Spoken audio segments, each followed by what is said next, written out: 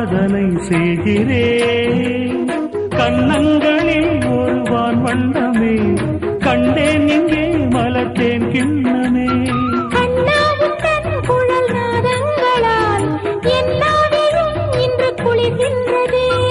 ஒன்றோடு ஒன்றாகி உண்மைகள் கண்டுவர சங்கீதவானில் சந்தோஷம் பாடும் சிங்காரத்தேன் குயிலே இந்த ஏகாந்தமே.